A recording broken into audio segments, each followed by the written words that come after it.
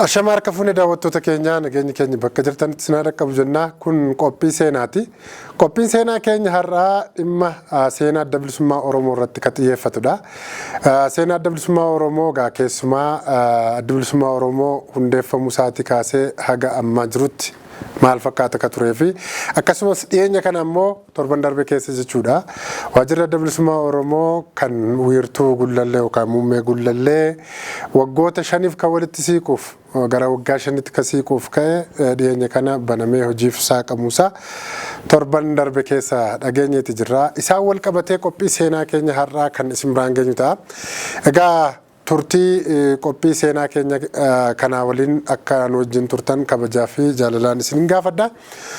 Haga xumura sagantaa keenyaatti nu waan turaa isiniin jenna. Keessumaa taateewwan saaqinsa waajjira adda bilisummaa Oromoo kan ugguramee ture deebi'ee gara hojiitti akka banamu ta'eef isaan wal qabatee sirnoonni adda addaa adeemsifamaniiru. Isarratti taateewwan tokko tokko waan ta'an akkasumas sagantaa sanarratti maal tokko dubbatamee fi maal akka ta'e isin biraan geenya. Kan isin biraan ga'u immoo Ambaayiluu Naccoo fi ogeessi kaameeraa keenya Geetoo Alamaayyootii isinis hanga xumuraatti nu waliin turaa isiniin jenna.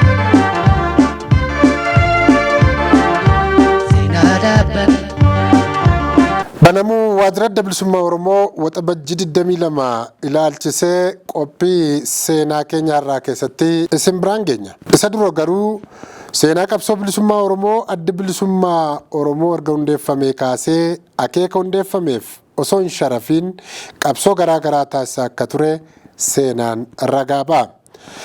Adeemsi qabsoo bilisummaa Oromoo baroota dheeraaf taasisaa ture uummanni Oromoo sirna gabrummaa humnaan itti fe'amee ofirraa fonqolchuuf bifa isaaf danda'ameen qabsoo hadhooftuu taasisaa tureera. Eenyummaan sabboonummaan tokkummaan Oromoo akka cabuuf jaarraan hedduu gita bittoonni sirna impaayera biyyattii halkaniif guyyaa dabaa fi shira daangaa olii irratti dalaganiiru. Kan ofirraa qolachuuf ilmaan Oromoo goleelee Oromiyaa osoo kutaa gosa ilaalcha siyaasaa amantaa fi gandaan waliin qoodin wareegama guddaa kan falaniiru. Kana dhugoomsuuf walabummaa birmadummaa Oromiyaa mirkaneessuuf qabsoo qonnaan bultoonni baalee galanii sirna naftanyaa impaayerattiin humnaan itti fe'ame fonqolchuuf ilmaan Oromoo kutaalee adda addaa keessa jiraniif waamicha godhanii qabsoo irratti wareegaman hayyoota beektota gootota qabsaa'ota bilisummaa Oromoo sadoo mataa isaaniif osoo dursan kennin warreen har'a Oromummaa sabboonummaan kun akka dagaagee lafa qabatuuf kutaaf ganda akkasumas amantaan osoo waliin qoodiin bakka tokkotti shiftoota weerartuu gita bittaa mootummaa Somaalee Ziyaad Baarreen durfamuun warra bakka tokkotti rashanaman hooggantoota qabsoo bilisummaa Oromoo fi bu'uureessitoota dhaaba adda bilisummaa Oromoo warreen turan yaadachuun ragaa guddaadha. Maal kana qofare beektotaa fi hayyoonni Oromoo hundeeffamuun waldaa Maccaaf Tuulamaa akkasumas baratii fi gootummaan barattoota yuunivarsiitii Finfinnee diddaa gabrummaa sirna naftanyaa impaayera Itoophiyaa keessatti adeemsisan yaadannoo yeroo dhiyooti. Egaan kabajamtoota daawwattoota keenyaa seenaa qabsoo bilisummaa Oromoo ilmaan Oromoo qaqqaalii Oromiyaan wareegama baasanii adda bilisummaa Oromoof dhalachuuf isa sababaadha yoo jenne seenaatu ragaa nuuf ba'a. Adda bilisummaa Oromoo erga hundeeffamee kaasee qabsoo bilisummaa fi hiree murteeffannaa uummata Oromoo kabachiisuu keessatti gahee leencaa taphateera. Kana keessatti dhaabicha of gurmeessee sagantaa siyaasaa baafatee barruu siyaasaatti tolchee tarsiimoo qabsoo bilisummaa adda addaa diriirsee miseensota isaa deeggartootaa fi firoottan qabsoo bilisummaa Oromoo sabaaf sablammoota warreen mirga cunqurfamtootaaf hiree murteeffannaa sabootaaf falman waliin hariiroo jabaa uumuudhaan qabsoo hadhooftuu gaggeessu. Dhaloonni kun akka of baree mirga hiree murteeffannaa mataasaaf qabsaa'u karaa saaquun seenaa guddaa hojjeteera. Adeemsa qabsoo bilisummaa Oromoo mirga hiree murteeffannaaf qabsaa'u keessatti aggaammii hedduun bulchitoota sirna impaayerattiin gaggeessaniin dhiibbaan alaaf keessaan akkasumas aggaammiin dhaabichaa diiguu irratti xiyyeeffate yeroo hedduu irratti raawwatameera jedhu keessa beektonni dhaabichaa. Kanaafidha hooggantoonni dhaabichaa warreen kaayyoo filaalcha dhaabichaatti xiyyeeffatanii qabsoo irratti kufan isaa ta'u kanneen hambaa qabsaa'otaa irraa hafanii qabsichatti cichanii hafan waa'ee adda bilisummaa Oromoo jabinni dhaabichaa maal akka ta'e dhugaa lafa jiru dubbatan. Daawwattoota keenya sirnoonni naftanyaa adda bilisummaa Oromoo dhabamsiisuuf yeroo dhiyoos yaaliiwwan adda addaa taasisan keessaa yaadannoo yeroo dhiyoo kaasnee gara ijoo dubbii sagantaa keenyaatti isin yaadachiisuuf haa yaallu. Keessumaa adda bilisummaa Oromoo waajjira isaa banatee sagantaa siyaasa isaa uummata Oromoo akka barsiisuuf kan akka hin gooneef yaalii fi fashallii adda addaa irratti adeemameera. Keessumaa bara 1992 yeroo adda bilisummaa Oromoo humnaan chaartara keessaa dhiibamee ba'u shiraa fi shirtoonni sirna impaayerichaa dhaaba adda bilisummaa Oromoo fi uummata Oromoo adda baasuuf yaalii guddaa taasisaniiru. Akkasumas dhaaba kanarraa irra deddeebiin qaamoleen Oromoo fi Oromiyaan jaallanne kan garuu qabeenya Oromoo diinagdee Oromoo saamuu nyaachuu fi halkaniif guyyaa dadhabee osoo hin jedhiin hooggantoota dhaabichaa hayyoota Oromoo miseensota dhaabichaa kaan ajjeesuu hidhuu hiraarsuu bakka buutee dhabamsuus irratti xiyyeeffatanii yakka suukanneessaa kan yoomillee qabsaa'ota bilisummaa Oromoo fi beektota Oromoo fuulduraa kabaduu hin dandeenye raawwataniiru. Kanas raawwatanii dhaabichaa fi hoggana miseensa deeggartoota qabsoo bilisummaa Oromoo fi ilaalchi dhaabichi manaa qabatee bahee balleessuu hin dandeenye jedhu namoonni qabsicha keessatti of wareeganii hojjetaa jiran. Sagantaa saaqinsa waajjira adda bilisummaa Oromoo wiirtuu Gullallee guddicha gara waggaa 5tti siiquuf ugguramee ture irratti haydureen adda bilisummaa Oromoo obbo Daawud Ibsaa haasaa taasisaniin adda bilisummaa Oromoo kaayyoo dhaabbateef osoo milkeessiin hin hundeeffamne jedhan. Isa dura daawwattoota keenya sagantaa saaqinsa waajjira baa'oo muummee Gullallee waggoota 5f dhiyaataniif ugguramee ture irra deebiin bakka hooggantoonni dhaabicha keessaa hayduree dhaabichaa miseensota shanii gumii miseensota gumii sabaa qondaalota adda bilisummaa Oromoo miseensota deeggartoota baa'oo fi hooggantoota waldaa Maccaa fi Tuulamaa hooggantoota paartilee morkattootaa jaarsolii biyyaa hayyootii abbootii gadaa qarree fi qeerroon Oromoo akkasumas sabaa himaaleen adda addaa fi keessummoonni saganticha irratti argaman gaafa waxabajjii 22 bara 2025 ifatti saaqamee hojiif banaa ta'eera.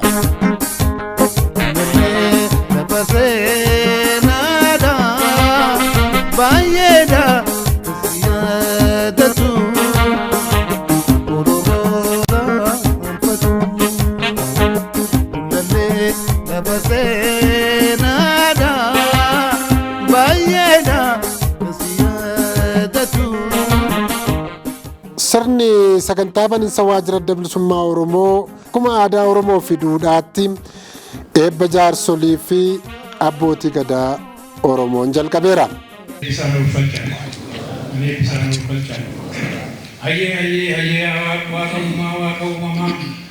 Yaa waa kan si uume jiru kan si malee uumame jiru tokkicha maqaan baalee immoo garaa sadiilaa nagaan bulee nagaan oolchi addaa kanatti yaa waaqayyo nu itichi hamaa jibba nurraa qabi nuti nama hin badin jennu kan badin nurraa qabi anan gasin beekaa kanaaf waaqa beekaa waaqayyo guuti. Itti aansuun itti gaafatamaan koree naamusaa fi to'annoo dhaabichaa obbo Alamaayyoo Duroo waltajjii itti ba'uun haasaa baniinsaa fi ergaa baga nagaan dhuftanii hirmaattota sagantaa sanaaf taasisaniiru. Haasaa isaanii keessatti addi bilisummaa Oromoon dhaaba imaanaa ganama manaa qabatee ba'e osoo fiixaan hin baasin kan karaatti hafu miti jedhan. Addi bilisummaa Oromoo kaayyoo bakkaan hin geenye hin jalqabne durumaa. Kan jalqabe immoo kaayyoo bakkaan ga'uudha, kaayyoo kanas bakkaan geenya. Erga haasaa isaanii xumuranii boodas ergaa fi dhaamsa dhaabichaaf miseensotaa fi deeggartoota akkasumas uummata Oromoof akka dabarsaniif hayduree dhaabichaa obbo Daawud Ibsaa gara waltajjiitti affeeraniiru. Haydureen adda bilisummaa Oromoo obbo Daawud Ibsaas waa'ee cufamuu waajjira isaanii fi rakkoowwan dhaabichaa fi uummata Oromoo waggoottan dheeraa irraan gahamaa ture dabalatee sochii siyaasa adda bilisummaa Oromoo hundeeffamuu isaa eegalee qabsoo hidhannoo gaggeessaa ture dabalatee erga karaa nagaaf qabsaa'uuf murteessee as ta'iiwwan mudatan kan ijoodha jedhan kaasaniiru. Akkasumas erga bara 2019 kaasee adeemsa sochii siyaasaa adda bilisummaa Oromoon gaggeessaa ture rakkoowwan nugguramuu waajjiroota isaanii dhibdee hooggantoota isaan gidduutti mudatee maddi rakkoo sanaa maal akka ta'eef turee fi walduraa duubaan hirmaattota sagantaa sanaaf himaniiru. Kana malees dhimmoota jajjaboo erga karaa nagaan qabsaa'uuf murteessanii karoora qabatanii gidduutti gufate keessaa dhimma filannoo, nageenyaa, marii biyyaalessaa, dhimma hidhamuu hooggantoota dhaabichaa fi gara fuulduraattis hojiiwwan dhaabichaa hojjechuuf karoorfatee jiruu fi kan kana fakkaatan hirmaattotaaf ibsaniiru. Dhumarrattis haydureen adda bilisummaa Oromoo obbo Daawud Ibsaa qaamota banamuu waajjira isaaniif xaarii guddaa gochaa turanii fi akkasumas milkaa'uufis qooda olaanaa bahan galateeffataniiru. Duraan dursaa hoogganoota adda bilisummaa Oromoo akkasumas maanguddoota abbootii gadaa hoogganoota paartiilee adda addaa kanneen nu gidduutti argamanii fi keessattuu Boozariihuun ka jalqabaa kaasee gumii waloo paartiilee siyaasaa damee Finfinnee keessatti kan nu biraan hafnee kan nu gidduutti argamu galata galchuu fi fayyaa ta'aa jechuun barbaada. Baga nagaan waliin dhufnee barbaada. Akkasumas qondaalota siyaasaa fi shamarran as keessa jirtan hundi keessanuu akkasumas miseensota adda bilisummaa Oromoo biyya keessaa fi biyya alaa yeroo rakkisaa yeroo darbe keessatti deeggartoota keenya wajjin uummata waliin jaarmiyaa kana jiraachisuuf haala qormaataa keessa darbitanii asiin nu geessan akkasumas immoo kanneen nu bira dhaabbatan hunda baga waliin guyyaa kana geenyee baga waliinuu wal argine gammachuu keenyaa fi gammachuu miseensota hoogganoota qabsaa'otaa hunda keessanii fi kanneen dhaggeeffatan hundaatiif bakka isaanii bu'ee kabajaan isin gahaa jechuudha gammachuu keenya. Baga gammaddanii baga gammannee maaliif baga gammaddan baga gammanne jenna ka jedhu guyyaan kun har'a waxabajjii 22 2025 waajjira kana keessaati hagayya tokko 2020 humna poolisaa piikaappii 2 guutuutiin as keessaa humnaan baafamne. Kuni hagayya tokko 2020dha.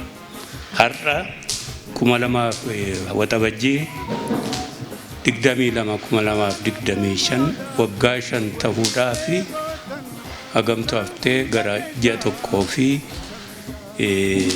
bultii 8-9-10 waan akkasiitu haftee jechuudha. Waggaa 5 ta'ee waggaa 5 dura akkasitti humna poolisaan ka ari'amnee baane sana dandamannee qabsoo miseensota keessaaf alaan akkasumas hoogganoota kanneen dararama guddaa ulfaataa keessa darbanii guyyaa kanaan gahan waajjira kana ammoo akkuma sila jaallalamaayyoon jedhe marraa sadaffaatiif itti deebi'uu keenya eebbisuudhaaf wal geenye baga kanaan nu ga'ee jedha jechuudha.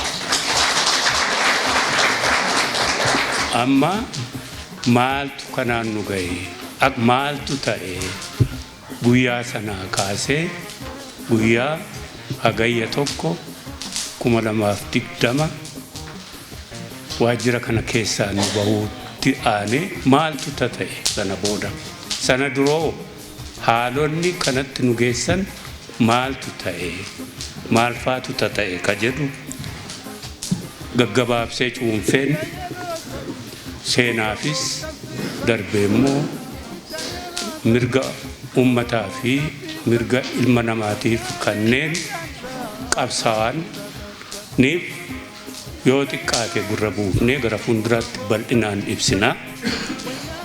Maal akka tatahan ammoonaa kanneen waan adda addaa irraa haasa'amaa turee fi irraa ololamaa tureefis hundaafuu akka qulleessuuf irra deddeemaa tokko tokkoon.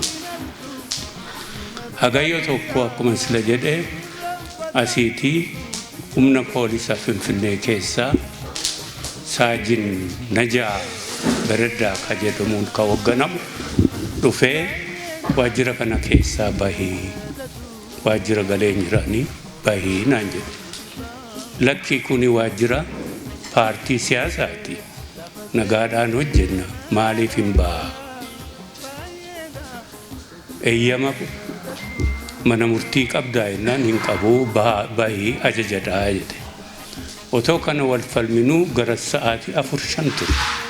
Humna dabalatee fidatee sana booda kanneen mootummaa kan nu eeguuf ramadaman jiru miseensota keenya jiru batteefaa warra kaan dabalatanii kana caalaa wal falmuun gaarii miti seerumaan gaafannaa baanuu jenna baanee piikaappiin kun guutuu humni poolisaa hidhatee jiru asirraa kaasee hanga mana koo ka naannoo Bisraata Gabreel jirutti fuulduraaf duubaan nu ajjabanii waajjira kana keessaa nu baasan. Amma isa kanatti dhufuu dura maaltu ta'e ka jedhu gara kanaatti kan nu geessan maal faatu ta'e ka jedhu tuttuqa. Callisee hin taane guyyaa sana asirraa ari'amuu keenya. Nuti mootummaa wajjin nagaadhaan hojjechuuf 1991 yookaan 1991 asirraa akkaataatti baanetu jira humnaan.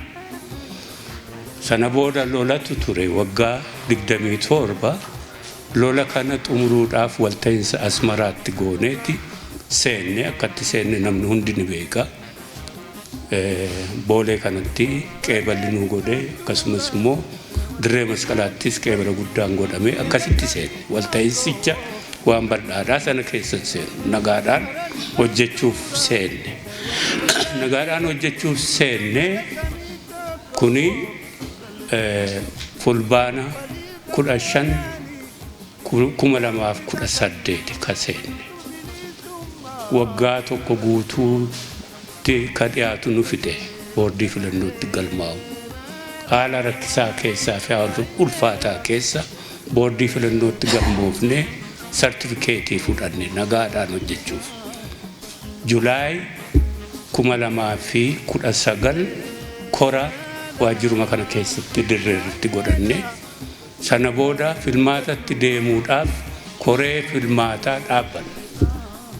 Kuni Julaay 2019. Sana booda sochii jalqabne kana hundumaa keessatti uummatas dubbisuuf akkasumas immoo yaada keenya uummataaf ibsuuf deeggartoota keenyaa fi akka miseensota keenyaaf haalaan jessuuf bakka waajjirri banamutti waajjira banuu bakka uummati dubbifamutti uummata dubbisuuf bakka adda addaatti sochii jalqabnu keessatti waan guddaa isa meejar ta'e qofaan sinii hima. Jaallee heddiidhaan yaddii Abushukur gorsaa dinagdee waajjira adda bilisummaa Oromoo fi akkasumas koree raawwachiistuu adda bilisummaa Oromoo ka ture gartuu tokko qabatee gara bahaatti socho'e. Bahaatti socho'ee gara baha Oromiyaa jechuudha. Gara dhiyaa Harargeetti socho'uudhaaf yeroo ka'utti humnaan dhaabbamee ittifamee akka ol Finfinneetti deebi'u godhame. Maaliif jennee yeroo gaafannu deebiin hin jiru. Qaama olaanaarraa ajaji kenname akka hin deemne jedhama. Qaamni olaanaan kun bakka gaafatanii abalu jedhamee hin beekamu. Warri deebisanii humna poolisaa fi humna warra keellaa eeganidha. Qaamni olaanaatu ajaje deebii jedhama. Uummata dubbisuu deema waajjira karaa sanaa banuu deema. Ni deebi'e gaafas inni. ittaanee ammas waanuma guguddaan kaasaa jaalli kennasaadhaan ka hoogganamu baha shawaa kana waajjira banuu fi uummata dubbisuu deeman. Qorkee natti fakkaata ganda ishee yaadadhu naannoo sana achitti itti dhukaafame waajjira sakkan banne danqame namni tokko irraa du'e jaal kennasaan faa lubbuu isaanii tufatanii deebi'an. Ammas jaalli Abdii Raggaasaa miseensa koree jiraawwachiistuu ka hoogganamu fi akkasumas jaallan Gadaa Gabbisaa fi Koloneel Gammachuun kaleessa jiran itti fakkaata baakoo dhaqan uummata dubbisuu waajjirachii jajjabeessuu itti dhukaafame isaanis rabshaa guddaan ta'ee sagantichis fashalee hanga tokko uummata dubbisan fakkaata isaanis akkasitti irratti humnaan itti dhukaafame. Ittaansee asuma waajjira kanaatii otoo socho'anii hojiidhaaf olii gadatu socho'anii miseensa koree jiraawwachiistuu ka ta'e jaal Jabeessaa Gabbisaa qondaalota siyaasaa ka ta'an jaal Dr. Bulii Ejjetaa yeroo isaan hayyuu fi Daandii Gabrooshee karuma irratti qabamanii maakalaawii geeffamanii gara torbee lamaa moo torbee sadii hidhamanii ba'an. Kana hunda keessummeessaa nuti gara filmaataatti socho'uudhaaf haala ulfaataa jiraatullee obsaa fi akkasumas naamusaan sochii keenya itti sochiitti fufuu sana otoo jirru ammas waa tokko malee rakkinni tokko otoo hin dhalatiin yookaan immoo mana murtiirraa eeyyama otoo hin argatiin bakka jireenya isaaniitti February 29 yookaan immoo Guraandhala 29 2020 mana isaan jiraatan keessatti jaalli Abdii Raggaasaa miseensa koree jiraawwachiiftuu Dr. Shuggut Galataa gorsaa waajjira adda bilisummaa Oromoo fi miseensa koree jiraawwachiistuu ka ture Yaddii Abushukur koree jiraawwachiistuu ka turee fi gorsaa dinagdee ABO jaal Kennasaa Ayyaanaa miseensa gumii sabaa jaal Mikeel Booran miseensa koree jiraawwachiistuu isaan kana dhaqanii ganama barii sa'aatii 6 yeroo isaan rafanitti itti seenanii qabanii jaal Abdii bakka inni ciisaa jirutti itti dhukaasanii rafaa jira itti dhukaasanii akkasitti isaan ammaaranii maakalaawii geessan. Isaan keessaa jaal Abdii Raggaasaa hidhaatti hambisanii olii gad fiiginsa booda warra kaaniin meeshaa isaanii garii achitti hambifatanii hiikan. Maaliif qabanii jaal Abdii Raggaasaa keessaa maaliif hambisanii hidhaatti namni beeku. Jaal Abdii Raggaasaa isa gaafas qabamedha. Booda warra kaan wajjin Oktoobar 2024 baran waggaa 5 booda hiikame jechuudha. Jaal Abdii isa gaafas qaba 2020. Kuni ta'ee kuni Guraandhala yookaan February 2020. Sana booda Hacaaluun Waxabajjii 29 2020 ajjeefame ni yaadattu. Ittaansee Adoolessa 3 2020 ammas waa tokko malee waa tokko osoo hin dhalatiin girgirrii Hacaaluudhaan ajjeefamuu qabatee ka ture keessan beektu hundi keenya gaddarra jirra. Biyyi Oromoo guutuun gaddarra jira. Uummata Itoophiyaa guutuun rifatee gaddarra jira. Dhaqanii manaatii uummata miseensotaa fi hoogganoota nagaadhaan hojii isaanii hojjetan jaal Dr. Shuggut Galataa jaal Mikaa'el Booran jaal Kennasaa Ayyaanaa manuma isaan jiraatan keessaa ammaaranii fuudhanii hidhan. Dhaqanii jaalabdiitti dabalan hidhaatti.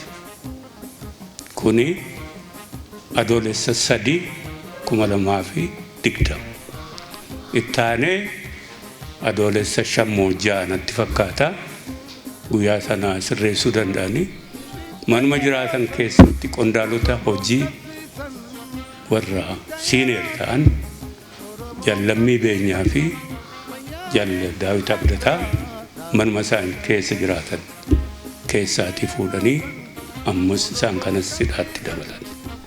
Kuni adoolessa 5 yookaan 6 naannoo sana guyyaa isaa ammatti exactly yaada. Ammas obsaan hojii keenyatti fufne kanneen nu jalaa hidhaman kana booddee filannoottis gabaasaa poolisas gaafata akka isaan nu hiikan haala ulfaataa keessa hojii keenyatti fufne. 91 waan dhaaba kanarra ga'e waan beeknuuf tuttuqaa asiin nama ajjeesu asiin waajjira cufuu kanaan immoo booda dhaabicha dhiibanii as keessaa baasu kana waan yaadannuuf warra nu jalaa hidhame hiiksifanna suutannee seeraan jala buunenne hojii keenyatti fufne. Hojiitti fufnee otoo jirru adoolessa 17/2020 miseensi humni poolisa federaalaa buttaa tokko ol ta'u dhufee mana koo marsee fooqii tokko haaraatu ijaaramaa jira mana koo fuuldura fooqii sana hunda okupaayi godhanii qabatanii karaarra bitaaf mirga qabatanii ajajoota isaanii dhufanii mana kan baane guyyaa irraatii kaasee manaa ba'uu hin dandeessu jedhan. Eenyurraa fiddan ajaja warra mootummaa warra nu eegantu jiranii isaanuu eeyyama maalii qabdu seenuudhaaf jedhanii isaanuu seeraan gaafachuu yaalanii haa ta'uti ajaja jedhanii seenanii ba'uu hin dandeessu isaanis walitti taasisanii ba'uu hin dandeessu namni seenuu hin danda'u jedhan. Kuni adoolessa 17/2020. Adoolessa 24/2020 intarneetii fi moobaayilii telefoons waan kana fakkaataan hundi isaaniitu narraa cufamanii mana koo keessa. Kan koo qofaa otoo hin taane ijoolleen na waliin jiranillee.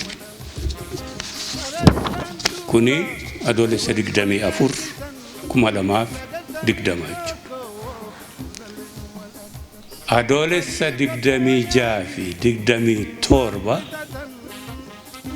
ijoolleetu dhaamsaan nu gahe waajjira kana keessatti kanneen nurraa fottoqan ka iffii isaanii qopheessatan mootummaan ka qopheeffate humna poolisaan deeggaree eegumsa godhee fi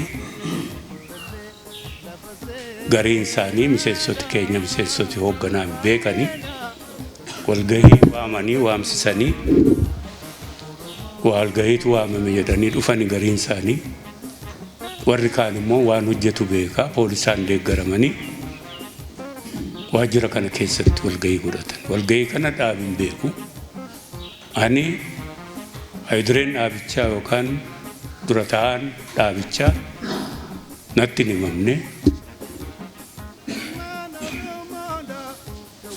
walgahiin ta'e kana miseensotaa fi deeggartoota waajjira dhufanii fi as jiran gidduutti jeequmsa uume. Ijoollee kana poolisatu isaan callisiise malee aarii guddaan dhalatee balaan bu'uuf ture. Kuni adoolessa 26 fi 27. Adoolessa 30 dhufanii gara sa'aatii boodaa warrummaan poolisan achitti dhufanii mana keessatti na ugguran ammaan booda bahuu dandeessaa naan jedhan. Okay, bahuu danda'a adoolessa 31 adoolessa 31 dhufeen asitti miseensota warra jeequmsa seenee namni rifaasuu keessa jira. Maaltu ta'e kana gidduutti olola hedduu duree buufnee warra walgahii godhe sanaan oofame gariin buufnedha. Isaanuma keessa gariin immoo lakkii kanan buufne interview kenna. Rifaatu guddaa waan dhalatee jiruu fi akka biraattuu garatti socho'an miseensoti waan rakkataa turaniif miseensotaaf walgahii goone tasgabbeessine rakkina dhalate warruma walgahii godhe wajjin haasofne ni furra. Warra mootummaas waan kana waan poolisii dhufee kana maaliif uume ni gaafanna. Tasgabbaa jenne asiitii wal tasgabbeessine fixanne waajjira oollee galle. Kuni adoolessa 31. Hagayya tokko egaa biyyi nagaadha jennee ammas socho'uu dandeessa jedhaniiru. Biyyi nagaadha jennee waajjiratti deebinee dhufnee waajjira seenne. Gaafa seegaa ka humni poolisaa sun dhufee asirraa kana baase humnaan nu baasanii waajjira kana fuuldura poolisoota kaanii miseensi keenya kamuu akkan seenne dhorkuun gaafasii ka jalqabame kunoo engadda akkuma jaalalamayyoon jedhe fayyaa ta'anii gargaarsa boordii filannoo tattaaffii miseensoti keenya keessattuu miseensi sirnaan dhimma waajjiroota irratti ramadamee jiru gaafatamaan qunnamtii hawaasaa tattaaffii dhaabnis nufii tokko malee obsaan waajjira kana bansiisuuf godheen akkasumas immoo gumii waloo paartiilee siyaasaa damee Finfinnee nu waliin dhaabbatanii deddeebisanii gagaafatanii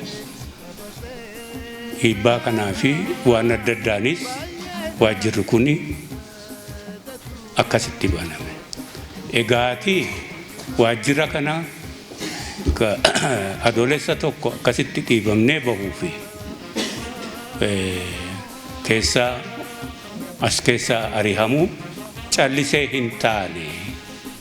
Sana dura akkaataatti hoogganni keenya bakka adda addaatti bobbaa seeraan mirgatti qabnu, uummata dubbisuuf qabnu, waajjira banuuf qabnu akkaataatti tartiibaan deddeebi'amee humnaan haala shororkeessaadhaan akkatti irraa uguramnee deebine tokko tokkoon sinii tarriseera.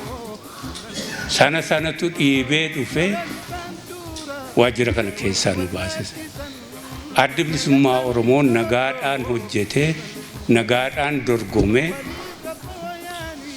akka filmaata keessaa qoodan fudhannee fi sochii siyaasaa keessaa qoodan fudhannee waan barbaadameef tarkaanfiin sun hundi raawwatamee kanaan nu gahee kana akkasumatti keessa baanee obsaan wareegamatti baafnee asiin geenye. Wareegama kana keessatti ka hundi keenya irraanfatuu hin qabne qabsoo fi tattaaffii godhamu kana keessatti qabsoo Jaalbattee Urgeessaa godhedha. Tokkoffaa gaafa duraa gaafa asii ari'amne waliin asii ari'amne mana kana keessaati.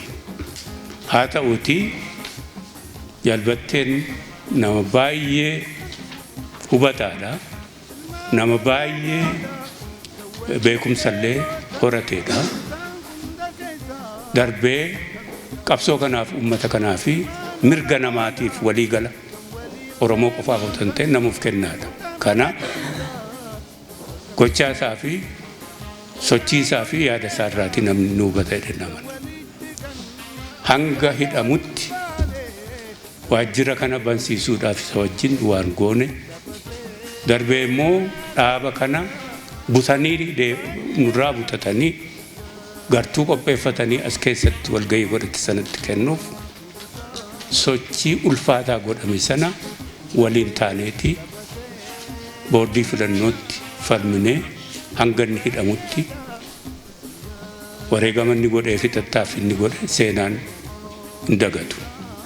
Sana qofaa miti miseensota keenya hidhaman hidhaa bakka isaan jiranitti itti deddeebi'ee xabaqoota waliin mana murtiitti miseensota keenya gargaaru mana hidhaatti isaan gargaaru kana jalbattee wajjin waan hojjenne waan guddaadha. Kanaaf ka har'a baname keessatti falmaa godhame keessatti xalaansaa boordii filannoo guute gumaachi jaalbattee guddaadha. Otoo inni gaafas hin jiru ta'e ani ugguran jira ba'uu hin danda'u sochii waa goone san booda hanga tokko bu'uurayyuu qabsiifne ka seeraa sana ka dhaaba kanaa fi qabsoo kana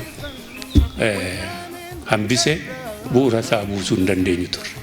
Sana booda lammii gammachuutti itti fufee hojii inni hojjetu guutti. Kanaaf jaalbattee kana keessatti hin dagannu jechuumaaf.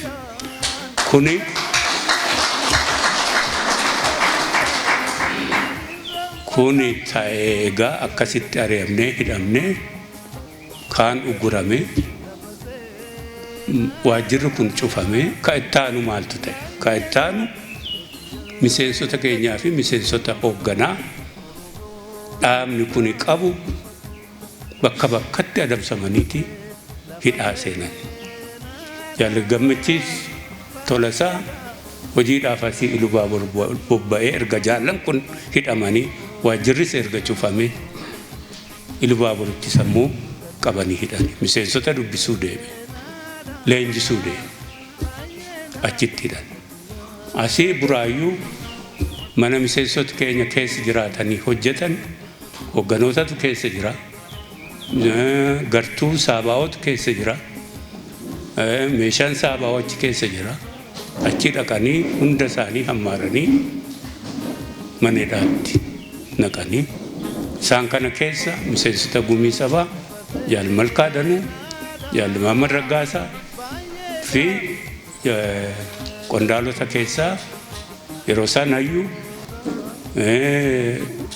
ijoollee saabaa'oo keessaa Ibsaa Gaaddisaa Waaqoon Oolee gaafa jedhanitti fakkaatu warra kana fakkaataan meeshaan isaanii mana keessaa meeshaa elektirooniksii ittiin hojjetan kompiitar kun otoo nafiin irraa fuudhamee mana hidhaatti namman jechuudha. Isaan kunis dhaqanii mana hidhaatti warra jiranitti dabalamanii warra mana hidhaa jiran sun gariin isaanii mana hidhaa biraa jiranii akkasitti miseensa hoogganaa nuti biyya keessaa qabnu akkasumas qondaalonni siyaasaa mana hidhaatti guuramanii jiru. Isaan kun illee hafanii hojii akka ittiin fufneef godinaarra ka jiranii miseensota gumii sabaa Jaalle Hundee Daraaraa gaafatamaa zoonii hojii adda bilisummaa Oromoo zoonii Baalee zooniilee Baalee Jaalle Daraaraa Lammii gaafatamaa miseensa gumii sabaati gaafatamaa hojii adda bilisummaa Oromoo Arsii dhiyaaf bahaa isaan kanallee qabanii hidhanii jechuudha. Karaa bahaa miseensa gumii sabaa Oromsis Elamoo qabanii hidhan. Walumaa gala dhaabichi sochii akkan goone waajjirooti dhaabaa bakka adda addaa jiran Naqamte Baalee keessa ka jiru Ilubaaboor keessa ka jiru gariin meeshaan isaa caccabee meeshaan keessa jiru kaan fudhatamee akkasitti dhaabichi humnaan sochiinsaa guutummaatti akka dhaabbatu taasifame. Kuni hanga 2021tti nu geessaa jechuudha.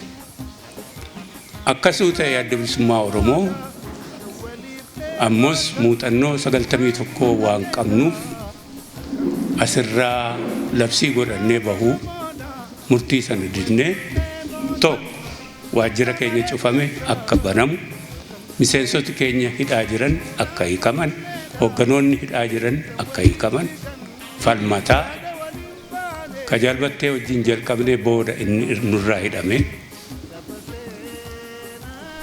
boordii filannootti galmoofnee mallattoo filannoo fudhan ka dhaabichaa mallattoo filannoo fudhannee boordii filannoo fi mootummaan waajjira keenya akka banu miseensota keenya akka hiirnuu fi sochii filmaataa akka goonu kuni gara filmaataatti dhiyaanne haa ta'uuti simboolikaali filmaata keessaa ni hirmaanna miseensota keenya beekanii fi hogganoota keenya beekan jenne tattaafanne garuu nu didanii sanaan abdiin kutannee tokkanaan tattaafannu ishee maa'ii ishee dhumaa Hayduree Adda Bilisummaa Oromoo ammos mana dhufanii bitootessa 3,2021 amma waggaa gahuuf deemna erga jira waajjirris cufamuu hogganoonnii fi qondaalonnis erga hidhamuu jalqabanii ammos deebi'anii dhufanii manaa bahuu hin dandeessu namni tokkollee mana kanatti seenuu hin danda'u jedhanii eegdota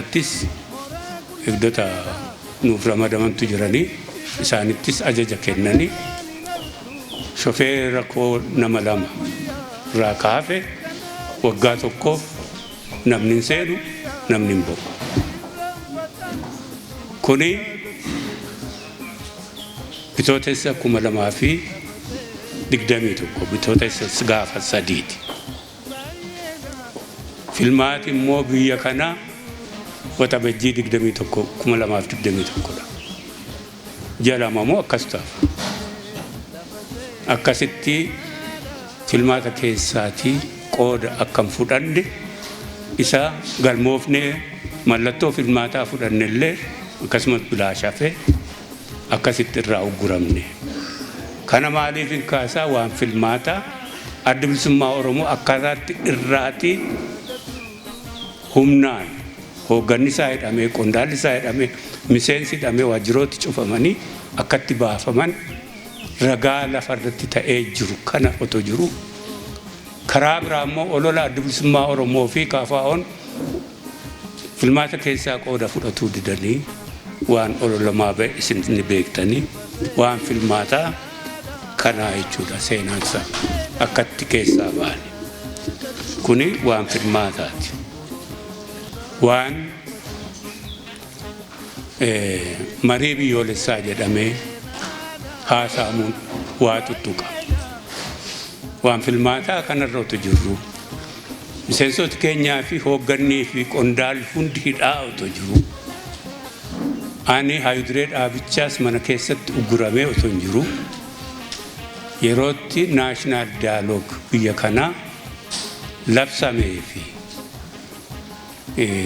koomishiniin dhaabbatee fi akkasumas immoo akkaataatti labsamee fi akkaataatti koomishiniin dhaabbate yeroo isaa namni hundi ni yaadata akka lola Tigraay keessaa bahanii yeroo gabaabaa keessatti hin turre lolicha keessaa Tigraay keessaa yeroo bahanitti hin turre kaabineen ministirootaa labsii marii biyyoolessaa wixinee mana maree biyya bakka bu'ootaatti dabarse akka labsamuuf jedhamee achirraa immoo labsiin sabaa'uuf yeroo jedhutti gumii waloo paartiilee isa giddu galeessaa keessatti miseensi keenya koree hojii raawwachiistuu jaaljabeessaa gabbisaa ni hirmaata warri KFO hirmaannaa qabu hundi keenya achitti isa qofaatu sochiirra jira jaallammii qofaatu sochiirra jira dhaaba keessa yaada keenya kennan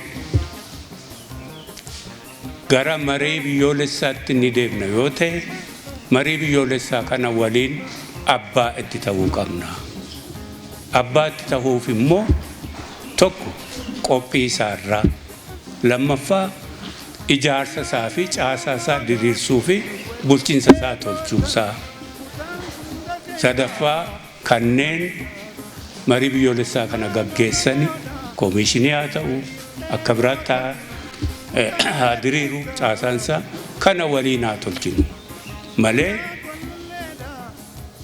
kaabinee ministeerotaa ofiisaa ka prosperity party qofa ka ta'e ofiisaa wixinee ofiisaa mana maree bakka bu'ootaatti ergee manni maree bakka bu'ootaa kun kan maqaa prosperity party qofaadha fi waahillansaa ka deeggartoota isaa qofaadha hin ta'u kuni wayyeessaa ka jedhu yaada keenya kenna akka mana maree biyyoolessaatti barreeffame yaadu sun hundi mana maree bakka bu'ootaattis ergameera akkasumas immoo qaama ilaalu hundaatiif ergameera kuni kaabaawonis kaafaa'oonis keessatti hirmaatee jiru ka paartiileen hedduun yaada isaanii itti kennatanii jiran haa ta'uti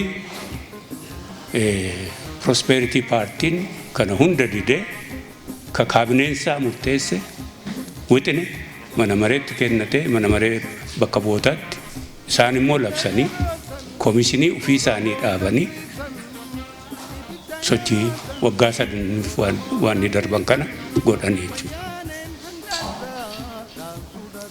Egaa isa kana keessaa hin qabnu inni nuti akka kokas ka jedhu paartiilee warri wal fakkaatan yeroo adda addaatti waan kun akkasirratti deddeebisnee ibsa baasaa ba'a. Addi Bilisummaa Oromoos keessa jira. Kaafaa'oonis keessa jira. Kun hundi otoo jiru kana maaliif hin kaasaa? Amma dhiyoo kanallee marii keessaa hin baqatu, maata keessaa hin baqatu, miidiyaa biyyaatu olola kan oofa. Iddoo nama gaddisiisaa dhugaansaa garuu kana. Marii biyyoolessaa eenyuyyuu dura Adda Bilisummaa Oromoo fi Kaafaa'ootu irratti ibsa baasee gaafataa ture.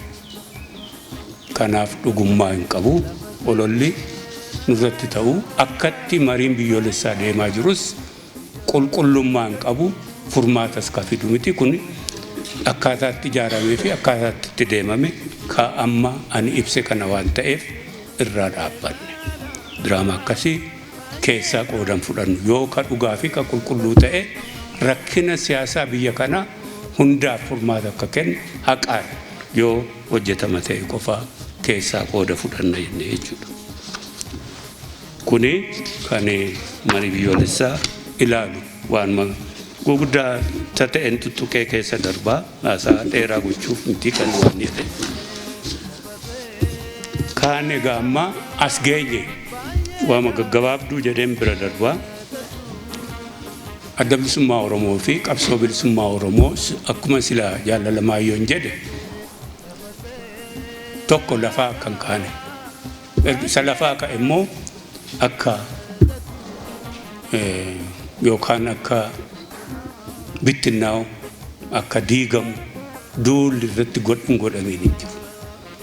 Isaan kana keessaati biyyi kun otoo sochii waldaa Maccaaftuu lamaa nagaan godhu sana Oromootti otoo itti dhiiseera ta'e sochii waldaa Maccaaftuu lamaa nagaadhaan sochii isaa otoo itti fufeera ta'e akka gaafa dura jalqabe sanatti Adda Bilisummaa Oromoo inni ijaaramu ture yookaan yoo ijaarame ta'e inni tura bifa biraa ta'a ture Oromoon nagaadhaan waan guddinaa waan aadaasaa waan eenyummaasaa sana otoo nagaan akka oofatutti dhiisaniiru. Waldaa Maccaaftuu lamaa ukkaamsuun Adda Bilisummaa Oromoo as baase. Adda Bilisummaa Oromoos nagaadhaan gaafa ijaarame akka gaariitti quba qabaa nagaadhaan hojjechuu ni danda'amaa laata ka jedhu gangalchaa ture.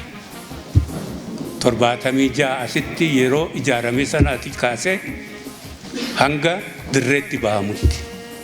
Dirreetti 78 gara dhumaa 79 qabaan Baaroonfaa Magarsaa Bariifaa hanga sanaatti garuu carraan ni jira laata dargiin carraa ni kenna sochii nagaa paartiilee siyaasaaf jaarmeelee siyaasaaf kennuudhaaf gaggalchamaa ture. Kuni dhiphatee hanqatuu fi ajjeechaa fi ukkaamsa ka suukanneessaa ta'e magaalaa kanattis ta'aa turee fi bakka adda addaatti ta'ee ture. Paartiilee adda addaa irratti, EPRP irratti, Meesoon irratti, Adda Bilisummaa Oromoo irrattis adamsanii jalqabnaan kaan gara dirreetti kaan immoo hidhaa seenee akkuma amma dhiyootu ta'e kana. Kuni maal fide? Qabsoo hidhannoo ka Adda Bilisummaa Oromoo fi ka warra kaanis dhalche jechuudha. Sochii nagaa dhorkatuun sadarkaansaa gara violence gara qabsoo hidhannootti akkaataatti jijjiirame. Kuni 77 78 hanga 91tti biyya kanatti lolaa fi qabsoo hidhannootti maddisiise jechuudha. Nagaadhaaf carraa dhorkachuun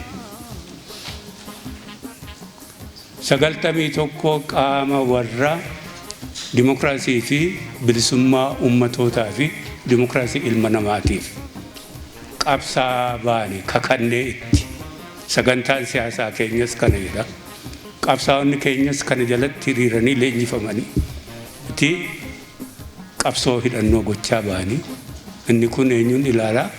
EPLF Shaabiyaa, TPLF Wayyaanee, ABO 91 mootummaa ce'umsaa ijaaruu keessatti qooda fudhanne.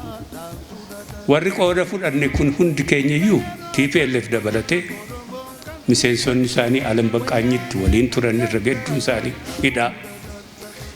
Akkatti dimokiraasiin ukkaamamuun ilmi namaa hidhaa fi dararama torchariidhaan rakkataa ba'e ufiiyyuu keessatti qooda fudhatanii dararamanii qooda fudhatanii hundi isaanii gaafa Alam Baqqaanyi turre warri Shaabiyaa warri Wayyaanee ABO hundi keenyatti warri turre ka torcharii maakalaawii keessa hin darbine xiqqaadha.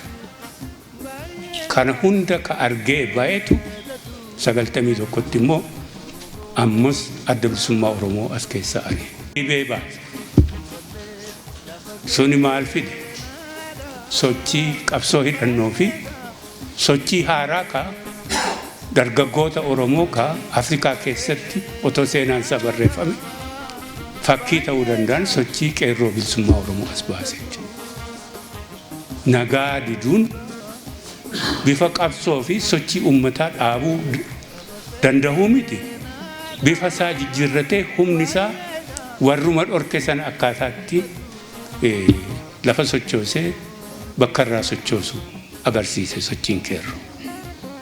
2000 hanga 2018tti Wayyaanee asitti eenyuyyuu waggaa 50 sochoosuu hin danda'u jette sochiin uummataa fi qabsoon uummataa ka humnaan ukkaamame sun raasee as keessaa baase jechuudha.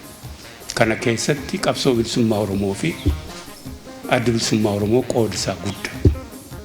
Isaaniin tartiibaan Maccaa Tuulamaa irraa kaasee 91 kaasee nagaa carraa dhorkachuun sochii nagaa carraa dhorkachuun mirga uummata kanaa fi furmaata siyaasaa kennuu diduun akkasitti sochii lafa raasu sana agarsiise Wayyaanee asii fonqolchee jechuudha. 2018 akkuma sila jalqaba tuqe nagaadhaan hojjennaa baranne irraa waan darbe irraa sochii nagaa keessatti qooda keenya kennina nutis mootummaanis nagaadhaaf carraa kennina jedhanii ifaan lallabanii walta'iinsa goonee dhufne akkuma sila jedhe. Ammas nagaa carraa dhorkachuun hoogganotaa fi miseensota keenyaa fi waajjira Adda Bilisummaa Oromoo ka seenatti balleessine facaafne jechuudhaaf tarkaanfiileen sun hundi fudhataman. Biyya kana lafa dhiigaa godhan biyya guutuu kanarraa kana waan hin kaasuu fi sirni kun ni barataa furmaata godhaa qabsoo Oromootiif gaaffii uummata Oromoof kabajaa ni kennaa nagaan ni jiraata. Kuniin kennamu akkuma sila jaalalamaa yoon jedhe kuni akeeka ittiin lafaa ka'e qaba. Akeeka isaa bakkaan ga'u malee yeroo itti dhaabbatuu fi akka itti dhaabbatu qabu. Kanarraa baratuu qaban. Adda bilisummaa Oromoo qofaaf otoo hin taane adda bilisummaa Oromoo qofaaf otoo hin taane jaarmiyaalee kamuu kanneen nagaadhaan hojjetan ka gaaffii qaban isaan kana hundaayyuu qulqullummaadhaan nagaadhaan gaaffii isaanii dhaggeeffatu sochii isaanii nagaadhaaf kabajaa kennuun warra kana dirqama ofitti fudhatee olaantummaa seeraa kabachiisuu qabuuf dirqamatu isaanirra jira. Kanarraa baratuu qabanii ka jedhu fin ishee kana kaasa. Kuni waan qabsoo bilisummaa Oromoo fi adda bilisummaa Oromoo fi uummata Oromoo ilaalu qofa otoo hin taane hunda ilaala. Haa ta'uutii qabsoo bilisummaa Oromoo fi adda bilisummaa Oromoo fi uummata Oromoof garuu gaaffii isaatiif kabajaa kennuun dirqiidha. Bakka isaa otoo hin gahin hin dhaabbatu. Kana Daawud waan jedheef otoo hin taane sila ka dirribiin asitti jedhetu jira. Ka walaabuu jiloo jalqabee bakka gahuu qaba. Oromootu labsateera. Haqaa fi nagaa isaa kabooree deeffachuu barbaada. Haqa isaa deeffachuu barbaada. Kana murteesseera. Macaaftuu lama kanaaf jalqabe. Kaan kanaaf sochii kana qabatee bifa adda addaan ijaaramee arfan qalloo kanaaf qabsoo gochaa bahe. Bifa adda addaatiin jaarmiyaaleen siyaasaa bifa adda addaatiin ijaaraman ka Jeneraal Waaqoo Guutuu fa'a ka Jaarraa Abbaa Gadaa fa'a bifa adda addaatiin haa ta'u malee haqi sun bakka irraa socho'u irraati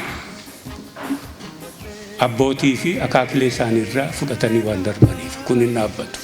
Adda bilisummaa Oromoo hoogganni isaa qofti waan jedheef miti.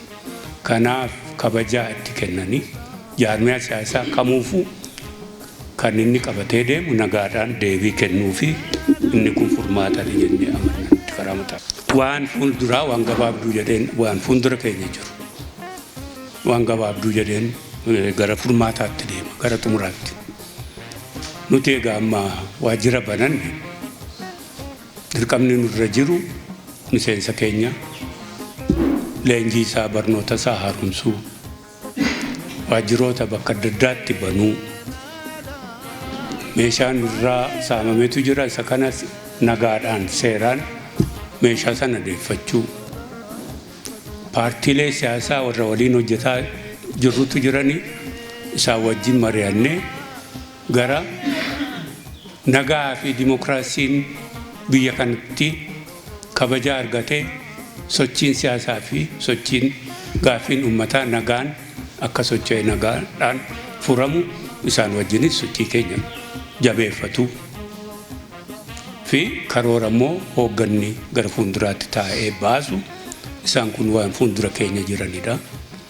Isa kana keessatti adda bilisummaa Oromoo akkuma dhiyoo kana warri mana kana haaromsanii sila jaalalamayyoon akkaataatti ibse qaba akkaataatti galateeffate qaba kanneen qabeenyaan humnaan nu dura dhaabbatantu jiranii waajjirri kun as qofaa miti bakka hedduutti banamuu qaba darbee immoo innummaan kunuu sichi waan guddaa barbaada waan hedduu guuttachuu barbaada meeshaa elektirooniksiitu saamamee harka qullaa jiru miseensota keenya waan waajjirattiin hojjetanii kana hunda waan caccabee jiru argitanii sila kana hunda akka hojiif ta'utti aanjeffachuu barbaada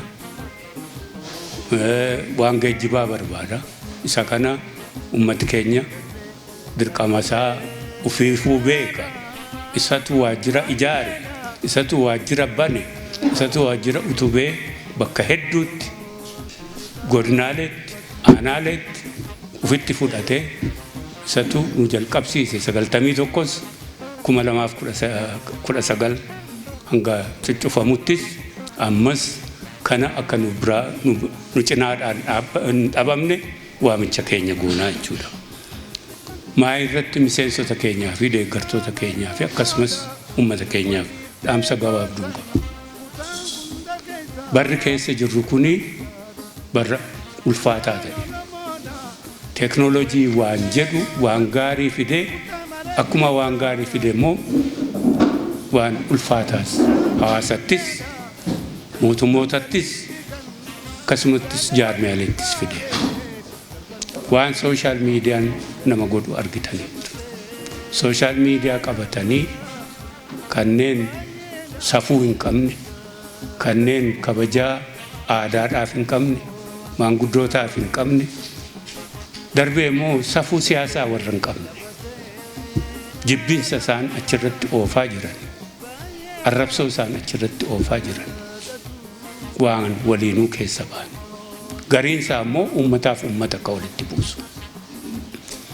Akkuma waggootii darban kana keessa naamusaa fi seeraanii fi safuu Oromoon keessa baane isa kana gadi jabeeffannee gaaga'ama uummata keenyatti akka hin finne karaa keenya warra safuu eegu, warra naamusa qabu, warra safuu aadaa eegu kan ammoo uummata keenyaaf kabachiisu teknoolojii baraa kan ammoo waan gaariif guddinaaf dhimma itti bahuu kanarratti kafuullefetetti akka kana akka hin daganne kana maa kaaftee yoo jettan balaanni waggootii darban kana Itoophiyaa irratti geessise hundi keessan ni yaadattu.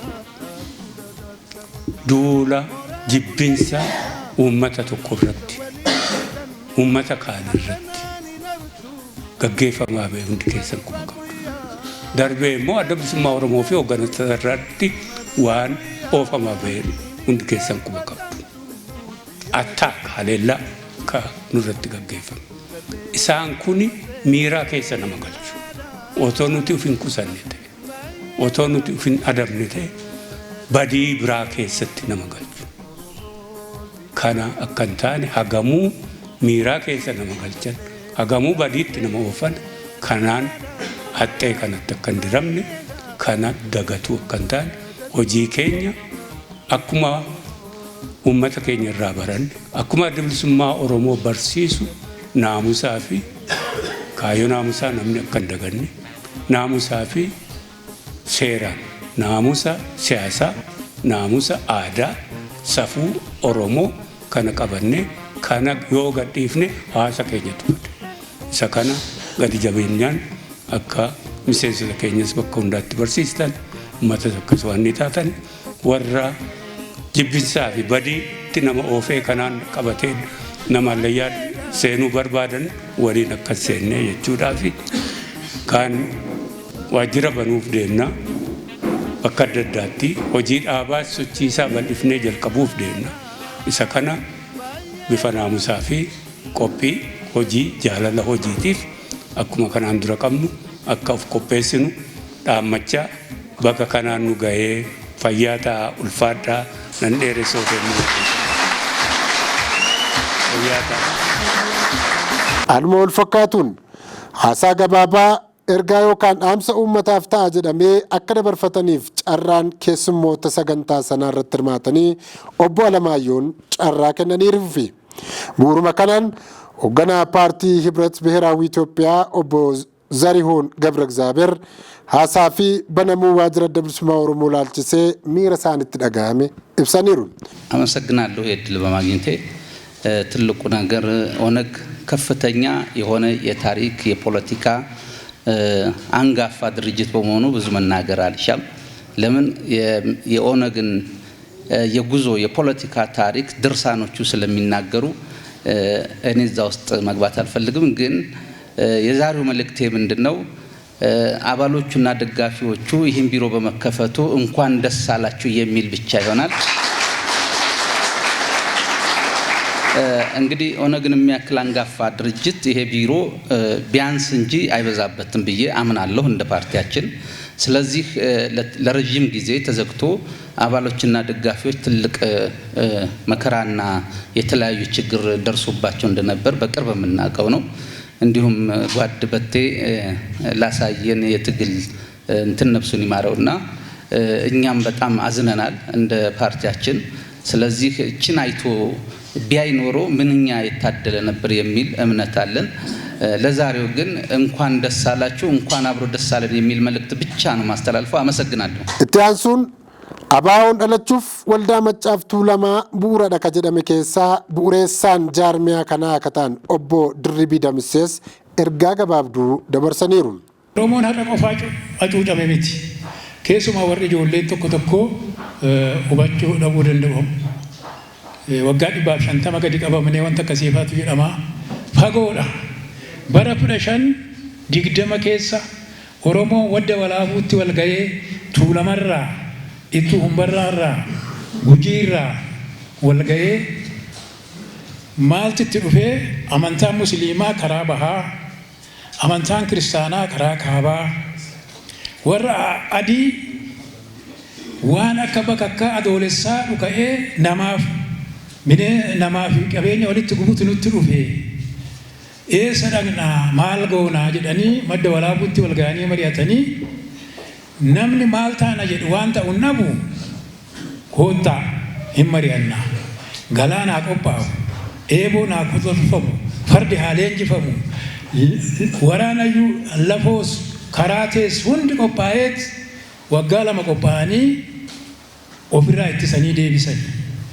Sunis bara eeggatee naannoo gara waggaa 100 Oromoon hamma Gondoritti deemee waan achuu ture duruu achumaa buqqa'ee madda walaabuutti gadi siqe keessa hundi siqne kaan achitti hafe deebisanii wal baranii eegga bayyanatanii immoo bara koloniyaalizimii keessa immoo deebi'ee meeshaa waraanaa alaa dhufeen cabe guutuutti cabe.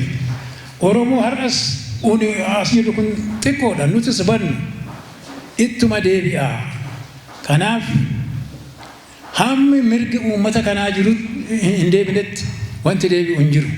Itti fufuun waa'ila qabsoo bilisummaa Oromoo kana baa'oo ka ta'e itti aanaan paartii koongireensii federaalaa Oromoo obbo Mulaatuu Gammachuu ergaa dabarsaniiru.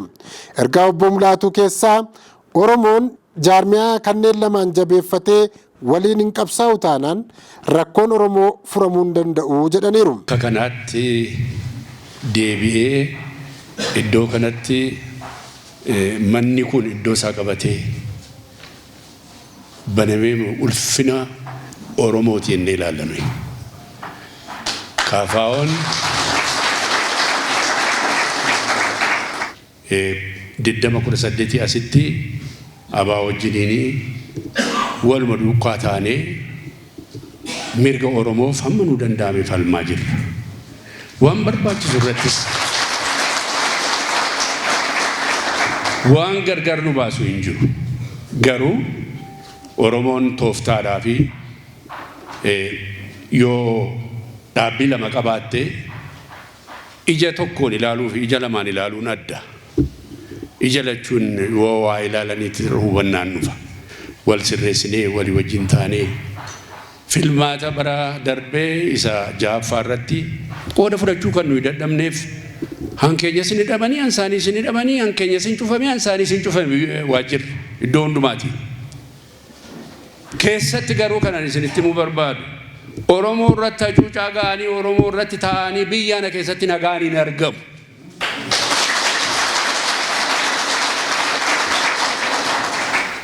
Jaal Daawud sila waan baay'ee kaasaniiru isa keessa hin adeemne addana nu busha isa naqu waanuma fedhe yoo ta'u Oromoon isas gannee iddoo barbaannes yoo danne ulfina miti salphina nu mudata. Warra addanaa citanii deemanis gabaa keessatti yommuu wal arginu nagaan keenya adda. Qullaa yoo adeemne sabaana gidduutti nu ulfaatoodha. Salphoota miti. Hidhamnee yommuu baanis ulfina guddaatu jira. Duunus ulfina guddaatu jira. Hundumaa irratti ulfina guddaatu jira. Oromoof yoo dhaabanne mirga Oromoof yoo dhaabanne buddeena furdaa nyaanna jennee nutti tola jennee isheen masaan xinnoo nutti kennan kana fudhannee achi danna yoo jennee Oromoonis iddoon ga'uunus iddoon geenyu hundumtuu karaatti hafa. Kabajamtoota daawwattoota keenyaa sirna saaqinsa waajjira adda bilisummaa Oromoo waggoota 5 booda hojiif banaa ta'e irratti argamnee nutis jala buunee hordofaa turre. Kun qophii seenaa keenyaa kutaa tokkoffaadha. Kutaa lammaffaa isaa immoo yaada hirmaattota sagantichaa irratti argaman kabroo namoota dubbisne waan qabnuuf kutaa lammaffaa isaa qophii seenaa keenyaa torbanii irratti kan isin biraan geenyu ta'a. Waan nu filattanii nu daawwattaniif galatoomaa isiniin jenna. Aga deebinee wal arginutti nagaan nuuf ta'a. Qophicha qopheessuun kan isin biraan gahaa ture Ambaayiluu Nachooti. Gama ogummaa kaameeraa fi kagulaalee Geetu Alamaayoodha. Nagaan nuuf tura.